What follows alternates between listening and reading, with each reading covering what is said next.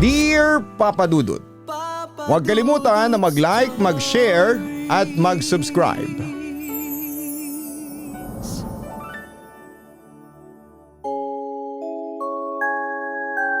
Magandang araw po sa inyo at sa lahat po ng tagapakinig ng Papa Dudut Stories. Ako po si Navi, 26 years old, tubong Capiz, pero nandito na ngayon sa Maynila at nagtatrabaho. Matagal ko na pong pinag-isipan, Papa Dudut, kung ipapadala ko ba itong sulat ko sa inyo. Ilang beses ko itong sinimulan at binura sa laptop ko kasi tuwing naiisip ko ang mga nangyari. Tumatayo pa rin ang balahibo ko at parang sumisikip ang dibdib ko. Pero sabi ko sa sarili ko ay kailangan kong mailabas ito. Hindi lang para gumaan ang loob ko kundi para na rin magbigay ng aral sa mga nagmamahal ng sobra-sobra. Yung tipong pati sarili nilang kaluluwa at utak ay nabubulag na. Papa Dudut, ang kwento ko ay pinaghalong takot sa hindi nakikita at takot sa mismong taong pinagkakatiwalaan mo. Tungkol ito sa amin ng ex-girlfriend ko na itago na lang natin sa pangalang Che. Hahatiin ko ang sulat na ito sa 5 kabanata para mas maintindihan mo at ng inyong mga taga-pakinig ang buong paglalakbay ng buhay ko kasama siya. Nagsimula ang lahat nung high school kami sa Capiz. Sa probinsya kasi namin ay mabilis kumalat ang chismis. Minsan mas mabilis pa sa kidlat. High school pa lamang kami noon na ang sumikat ang isang chismis tungkol sa kaklase kong lalaki at kay Che. Ito kasing kaklase ko ay panay ang yabang sa amin sa tambayan. Sabi niya ay papayag daw si Che na may mangyari sa kanila. Pero nung nagkasama sila, matindi ang pagtanggi ni Che. Hindi siya pumayag dahil doon ay napahiya yung kaklase ko. Para makaganti ay pinagkalat ng gago na madaling makuha si Che at kung ano-anong kababuyan ang sinabi sa ibang mga estudyante.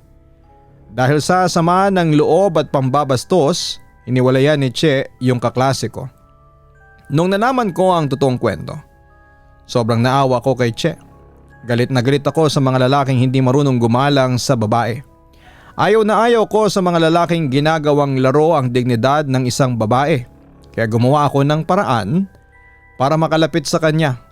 Pinuntahan ko siya sa waiting shed sa loob ng school habang naghihintay siya ng jeep, Papa Dudut. Che, wag mo nang intindihin yung mga sinasabi nila sa room. Alam naming hindi totoo yon, sabi ko sa kanya noon. Tumingin siya sa akin. Nangingilid ng luha sa mga mata niya. Doon ko nakita kung gaano siya karupok at kagulo ang isipan. Mula ng araw na yon, naging magkaibigan kami, hatid sundo ko siya. Lagi kaming magkasama sa kantin, sa paggawa ng project at sa pag-uwi.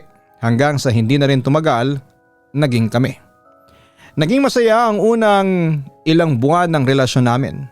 Normal na magkasintahan, may kaunti minsan na away, tungkol sa selos. May hindi pagkakaunawaan kapag late nakakapag-text pero agad din naming naaayos. Ako kasi ang tipo ng lalaki na ayaw nang nagpapatagal ng away. Kapag galit siya, ako ang nagpapakumbaba. Kapag mainit ang ulo niya, ako ang nag-a-adjust. Akala ko noon ay sapat na ang ganitong pagmamahal para maging matatag kami. Pero hindi ko alam na simula pa lang pala yon ng isang bangungot na magpapabago sa buhay ko. Umabot ang relasyon namin ng 1 taon, Papa Dudut. Dito na nangyari ang isang gabi na kahit na anong gawin kong pagkalimot habang buhay na atang nakatatak sa utak ko. Inibatahan kami sa karawan ng kaibigan ni Che na isang tomboy. Kasabay rin ang birthday ng kapatid nitong babae. Naganap ang handaan sa bahay nila sa isang liblib na barangay sa amin sa Capiz. Yung barangay na yon ay may lumang kwento-kwento na sinumparaw na mga priling pinutulan ng ulo noong panahon ng Espanyol. Sabi ng mga matatanda, maraming masasamang elemento doon at mabilis makatagpo ng maligno ang mga taong mahina ang loob o lasing. Pagdating namin doon ay masaya ang lahat, may kainan, kantahan sa videoke, laruan at syempre hindi nawawala ang inuman. Nakailang shot na rin kami ng emperador. Nung mga bandang 10:00 na ng gabi ay nag-aya na ako kay Che na umuwi na. Beb, uwi na tayo. Gabi na at medyo malayo pa ang biyahe natin. Bulong ko sa kanya. Pero sumingit agad yung kaibigan niyang tomboy. Ano ka ba naman, Navi? Minsan lang ito oh. Dito na kayo magpalipas ng gabi, may bakanting kwarto naman. Bukas na kayo umuwi ng umaga. Mabigat ang loob ko, Papa Dudut, ewan ko ba. Parang may malamig na hangin na biglang dumampi sa likod ng leg ko. Parang may nagbubulong sa akin na umalis na kayo dito ngayon din. Pero dahil ayaw kong masira ang mood ni Che at ayaw kong mag-away kami sa harapan ng mga kaibigan niya, pumayag na lamang ako. Yon ang pinakamalaking pagkakamali ng buhay ko. Pagpatak ng hating gabi ay lalong lumalim ang inuman, dito ko na napansin na nag-iiba ang kilos ni Che. May third eye kasi si Che at simula bata pa siya. At kapag nakakainom siya o nangihina ang katawan ay bumababa ang espiritual na proteksyon niya. Biglang tumigil si Che sa pag-inom. Tumingin siya sa ilalim ng lamesa, may isang itim na aso doon na nakahiga. Pero biglang nanlaki ang mga mata ni Che, sabay turo niya sa aso. Navi, tingnan mo yung aso. Bakit naging kambing? Navi, bakit mukhang kambing na may sungay? Sigaw niya. Natawa pa kami ng mga kasama namin nung una. Akala namin nilasing lamang siya pero hindi tumawa si Che. Mabilis na naging mabilis at malalim ang paghinga niya. Nanginginig ang buo niyang katawan at biglang naging napakalamig ng mga kamay niya. Maya-maya pa ay tumingin siya sa dulo ng sala, kung saan nakaupo ang ama ng kaibigan niya. Ang ama ng kaibigan niya ay pumasok na rin sa inuman noon at medyo lasing na rin. Bahagyang nagdilim ang ilaw sa sala dahil sumasayaw ang boltahe ng kuryente. Tumingin si Che sa ama ng kaibigan niya at biglang napasigaw ng napakalakas. Isang tili na hindi tunog ng tao. Parang hayop na ginigilitan ng leeg. Navi ang mukha niya. Naging demonyo. Nakatingin sa akin, kukunin niya ako. Sigaw ni Che sabay hawak sa ulo niya. Bago pa ako makareact, biglang nahulog si Che sa upuan. Bumaon ang mga kuko niya sa sahig. Nagsimulang lumitaw ang mga ugat sa leeg at mukha niya, Papa Dudut. Hindi ko makakalimutan ang boses na lumabas sa bibig ng kasintahan ko. Hindi na yon ang boses ni Che.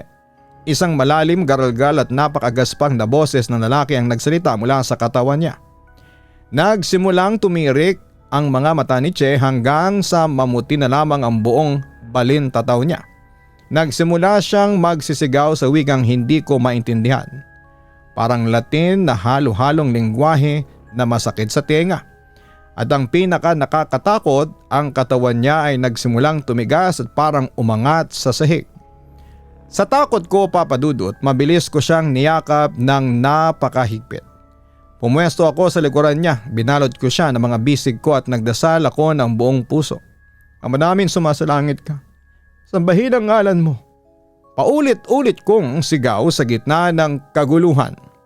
Sobrang lakas ng sumanib sa kanya, Papa Dudut. Nagwawala siya, nangangalmot at nagwawagayway. Nararamdaman ko na kapag binitawan ko siya, kahit na isang segundo lamang ay lilipad siya o kaya ay tuluyan nang mawawala ang kaluluwa niya sa katawan niya. Umiiyak ako habang nagdarasal. Hawak ko siya ng napakahigpit hanggang sa mangawit ang buo kong katawan. Nung medyo kumalma na siya pagkalipas ng halos kalahating oras, bagsak ang katawan ni Che.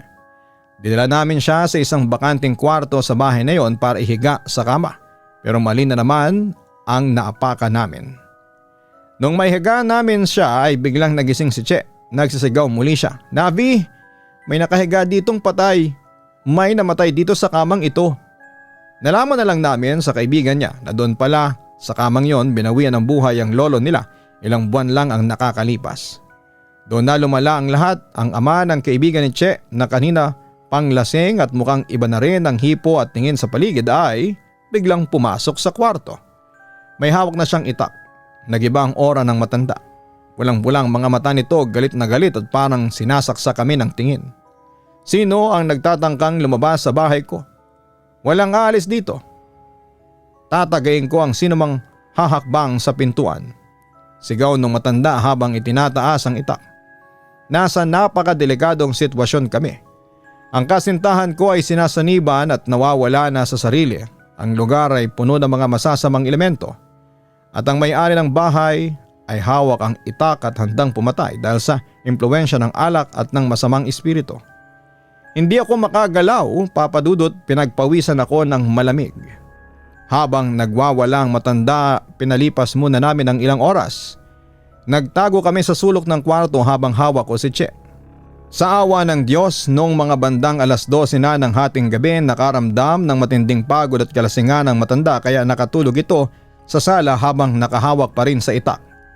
Ngayon na, kailangan na nating umalis, bulong ko sa kaibigan ni Che at sa tomboy. Dahil marami pa rin nakikitang multo, elemento at mga nilalang na walang mukha si Che sa buong paligid ng bahay at sa daanan ay ginawa ko ang tanging paraan para may pagtanggol siya. Tinakpan ko ng buo kong kamay ang dalawang mata ni Che, ako ang naging mata niya. Nagtatakbo kami sa gitna ng dilim sa dulas ng kalsada sa probinsya. Walang ilaw sa kalsada kundi ang buwan lamang. Sa paligid namin naririnig ko ang kaluskos ng mga halaman, ang tahol ng mga aso na parang may nakikitang hindi maganda at ang mahihinang bulong sa hangin. Bago kami nakarating sa bahay ng isang kaibigan para magtago, sinunod namin ang pamahiin, huwag na huwag tatawid sa tulay. Sabi kasi ng mga matatanda doon, kapag tumawid ka sa tulay habang may sumusunod na masamang espiritu, mas mabilis ka nilang mahuhuli at hindi ka na makakawala pa. Kaya umikot kami sa napakalayong kalsada. Naglakad at tumakbo kami sa putikan sa ilalim ng kadiliman para lamang makaligtas. Nakarating kami sa bahay ng kaibigan nila bandang 3:00 ng madaling araw. Akala namin ay ligtas na kami, pero pagdating ng oras na yon, narinig namin ang malalakas na kalampag sa pintuan sa ibaba. "Buksan niyo ito. Ipauwi ninyo sila dito," sigaw ng boses ng ama ng kaibigan niya. Sinundan kami. Mabuti na lang at matapang ang may-ari ng bahay na tinuluyan namin. Hindi pinalabas si Che at sinabihang, "Bukas na lang kayo mag-usap. Lasing ka pa, magpahinga ka na." Kinabukasan maaga kaming umalis. Nakauwi kami ni Che ng ligtas ang katawan pero ang kaluluwa at isipan namin ay parang naiwan sa gabi na yon. Mula noon ay sinumpa ko sa sarili ko na hindi na ako babalik sa lugar na yon, Papa Dudut.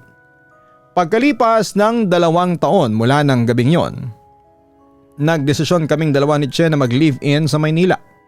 Naghanap kami ng trabaho. Nakakuha kami ng pasok sa isang maliit na kumpanya sa may garahe at bodega ng sasakyan. Doon na rin kami nakatira sa 2 palapag. Isang maliit na silid sa itaas ng garahe na 4 po ang laki, sapat lang para sa aming dalawa. Akala ko kapag malayo na kami sa probinsya at sa mga multon ng nakaraan ay magiging payapa na ang buhay namin. Akala ko ang matinding pagsubok na pinagdaanan sa sinumpang barangay na yon ay magpapatibay sa pagmamahala namin. Pero mali ako, Papa Dudut. Mas matindi pala ang demonyo na nagtatago sa loob ng puso ng tao kesa sa mga elementong nakikita sa dilim. Unti-unting nagbago si Che. Naging malamig siya sa akin kapag dumarating ako galing sa karga ng bodega. Hindi man lang niya ako tinatanong kung kumain na ako. Kapag sinusubukan ko siyang yakapin ay lumalayo siya o kaya ay magdadahilan na pagod siya. Isang gabi habang nakahiga kami sa maliit naming kama, napansin kong mabilis ang pagpindot niya sa cellphone niya. Kapag lumalapit ako o kaya ay gumagalaw para tingnan ang screen niya ay mabilis niyang tinataas o nilalayo ang phone para hindi ko makita. "Sino yung kachat mo, Beb?" Tanong ko sa kanya ng mahinahon. "Wala, kaibigan lang sa Facebook.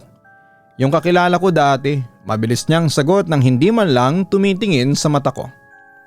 Ang instinct ng lalaki, Papa Dudut, kapag may mali, nararamdaman mo kaagad. Alam mong may iba na, alam mong hindi na ikaw ang dahilan kung bakit siyang humingiti sa harapan ng screen. Pero dahil sobrang mahal ko siya ay binaliwala ko ang hinala ko. Sinabi ko sa sarili ko, baka kailangan lang niya ng kausap tungkol sa problema ng pamilya niya sa probinsya.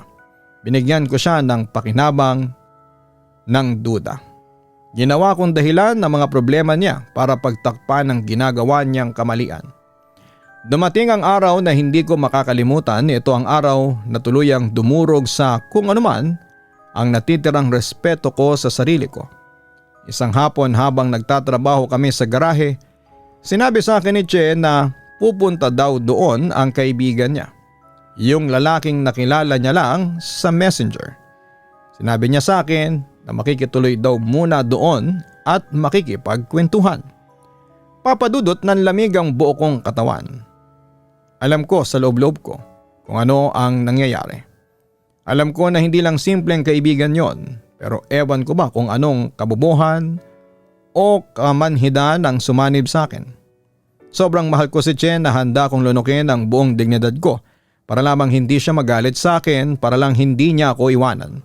Dumating ang lalaki, pumunta sila sa taas ng garahe doon sa silid ng kwarto namin kung saan kami natutulog at nagmamahalan araw-araw. At ako si tanga papadudot na iwan ako sa ibaba ng garahe. Nakatayo ako sa tabi ng mga gulong at lumang sasakyan sa ibaba. Narinig ko ang mahihinang tawa nila mula sa itaas. Narinig ko ang yabag ng mga paa nila.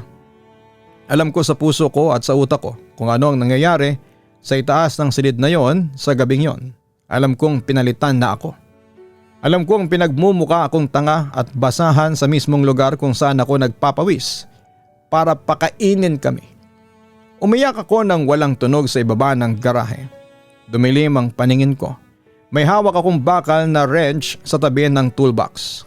Pumasok sa utak ko ang napakasamang kaisipan. Akyatin mo sila ngayon din. Basagin mo ang ulo ng lalaki at saktan mo si Che. Tapusin mo na silang dalawa. Nanginginig ang kamay ko habang mahigpit kong hawak ang bakal. Tumatagaktak na ang pawis ko sa noo habang nakatitig sa hagdanan patungo sa itaas. Konting-konti na lang, gagawa na ako ng krimen na magpapakulong sa akin habang buhay. Pero sa gitna ng matinding galit at dilim sa utak ko ay may biglang lumapit sa binti ko. Isang malambot na katawan ang yumakap at nagmiyaw sa paanan ko. Nagtaka ako at napatingin sa ibaba. Ang pusa namin, si Crowl. Si Crowl ay isang pusang kalye na pinulot ko ilang buwan na ang nakakalipas. Ako ang nagpakain sa kanya, ako ang nagpaligo at tinuring ko na siyang parang tunay kong anak. Namingwit pa ako sa kabilang kalsada para lang may pakain sa kanya tuwing wala kaming pera. Tumingin si Crowl sa akin gamit ang malalaking dilaw niyang mga mata. Niyakap niya ang binti ko at dahan-dahang humiga sa ibabaw ng sapatos ko habang patuloy na nag-iingay ng mahina. Nang makita ko si Crowl, parang may malamig na tubig na ibinuhos sa ulo ko. Biglang buwaba ang kamay ko na hawak ko ang bakal doon. Nabitawan ko ang wrench at bumagsak ito sa semento. Lumuhod ako sa sahig at niyakap ko si Crowl ng napakahigpit. Umiyak ako ng napakalakas pero walang boses na lumalabas sa bibig ko. Crowl, salamat.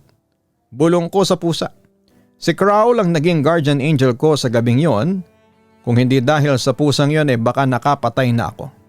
Pakasira na ang buhay ko ngayon. Ipinadala siya ng Diyos para ipaalala sa akin na matino akong tao. May takot ako sa Diyos at hindi nararapat na sirain ko ang buhay ko para sa isang taong hindi marunong magpahalaga sa akin. Pagkalipas ng gabing yon ay naging ganap na manhid na ako. Kinabukasan kahit gaano kasakit sa kalooban ko ay sinamahan ko pa ang lalaki at si Che. Tinulungan ko pa sila dahil gusto na lang matapos ang lahat ng walang gulo. Doon ko na-realize na kapag ang isang tao ay nasaktan ng sobra-sobra, dumarating sa punto na hindi ka na nagagalit, mawawalan ka na lang ng pakialam. Masasabi mo na lamang sa sarili mo na sige, ibibigay ko na sa inyo, ayoko na. Gusto ko nang makalaya sa kulungan ng kalungkutan, kabiguan at panloloko. Nagimpake ako ng mga gamit ko ng tahimik, kinuha ang mga damit ko at kaunting naipon kong pera at syempre si Crowl. Iniwan ko na ang trabaho na yon at iniwan ko ang garahe, iniwan ko si Che doon. Nung nakalayo na ako at nakahanap ng bagong matutuluyan dito sa Maynila, binuksan ko ang messenger ko. Doon ko pinadala ang huling mensahe ko sa kanya. Sinabi ko sa kanya na tapos na kami, na hindi ko na kaya at pinapalaya ko na siya sa buhay ko. Wala nang away, wala nang sigawan, wala nang sumbatan. Isang simpleng mensahe para tuluyang tapusin ang 2 taon at 7 buwan naming relasyon. Papadudot.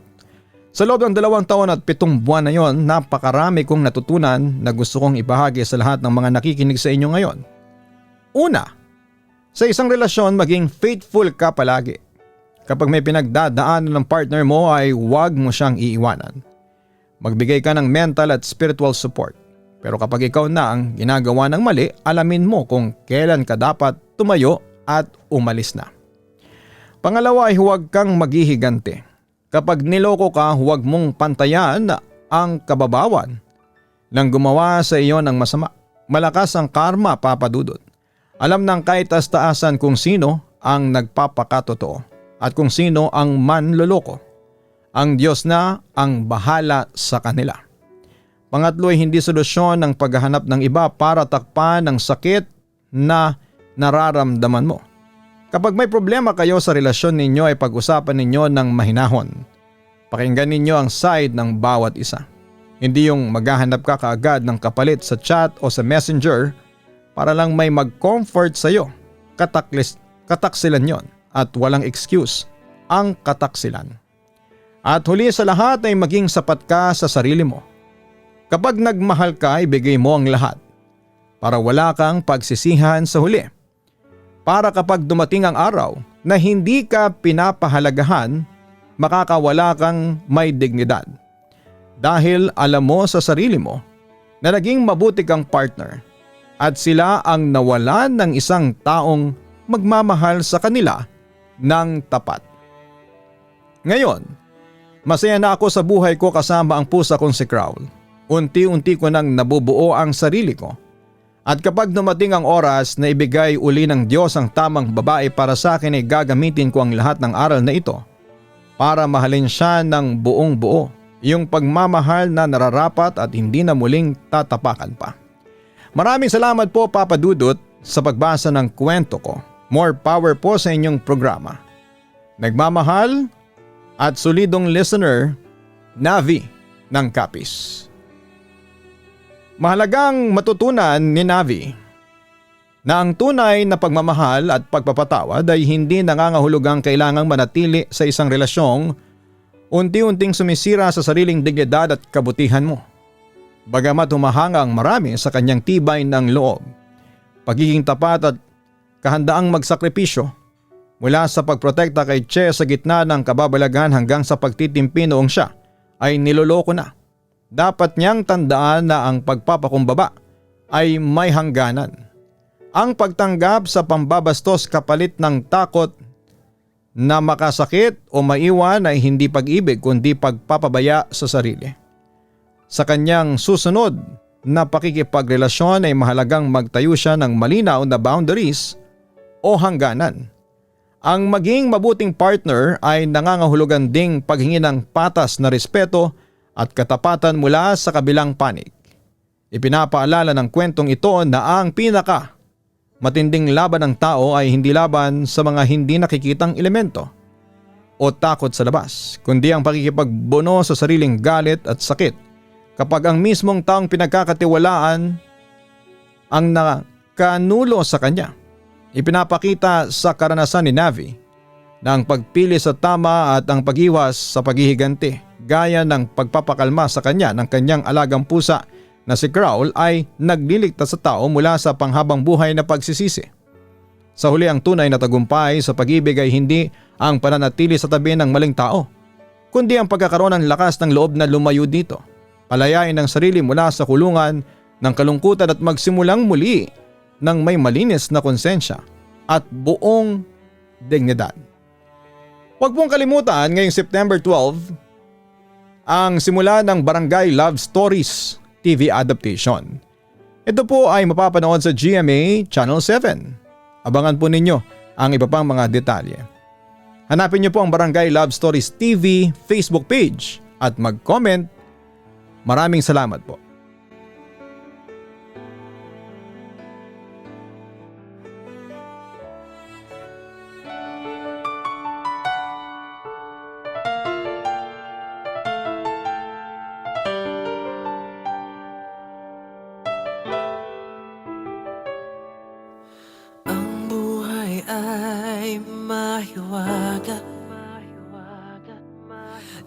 Laging may lungkot at saya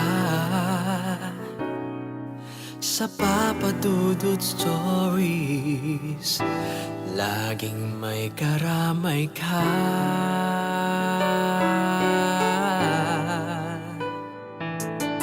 Mga problemang kaibigan dito ay pakinggan ka sa Papa Dudut Stories. Kami ay iyong kasama dito sa Papa Dudut Stories. Ikaw ay hindi nag-iisa.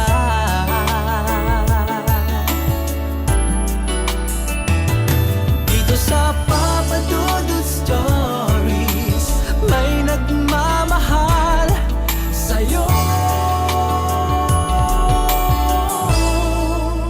Papa Dudut Stories, Papa Dudut Stories,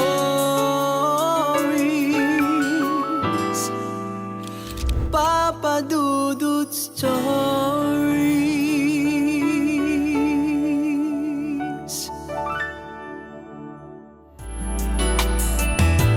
Dito sa Papa Dudut Stories, may nagmamahal sa'yo.